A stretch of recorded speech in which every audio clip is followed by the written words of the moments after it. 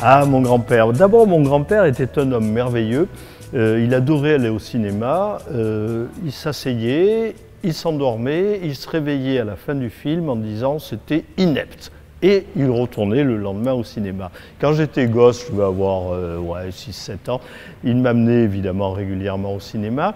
Et un jour, il m'a amené voir un film qui, si mes souvenirs sont bons, était Les Révoltés du Bounty, ou on doit dire d'ailleurs de la Bounty.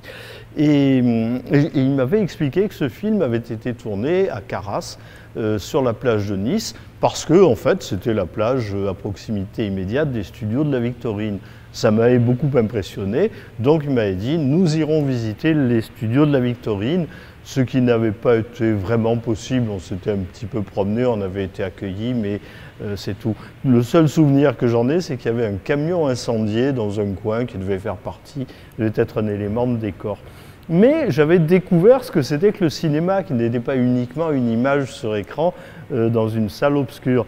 Et quelque temps après, je me suis trouvé... mon père travaillait dans les ponts et chaussées à l'époque, dans l'arrière-pays grassois, et je l'avais accompagné cette journée-là. Or, dans la plaine de Serranon, du côté de Castellane, on tournait un film qui, là, j'en suis certain, s'appelait La Flèche Noire. Et à un moment, dans ce film, donc moi j'étais tout gosse, je regardais ça parce que ça m'impressionnait beaucoup, il y avait des installations, c'était pas des petits appareils vidéo, hein. Donc il y avait des installations, du monde, des voitures, etc. Et à une séquence du film comportait l'attaque d'une diligence avec une méthode très curieuse. Un des attaquants passait sous la diligence en plein galop et accrochait l'essieu arrière du véhicule avec une corde et un crochet, ce qui fait que quand la corde était tendue, l'essieu lâchait, la diligence tombait par terre et s'arrêtait. Après, le film continuait. Mais cette scène, ils ont dû la refaire évidemment peut-être une demi-douzaine de fois.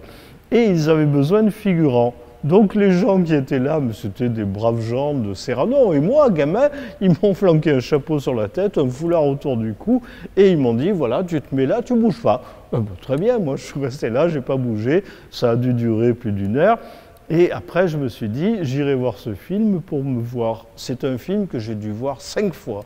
Je ne me suis jamais vu dedans, parce que j'imagine que la meilleure scène ou la meilleure prise, c'est pas celle où j'étais.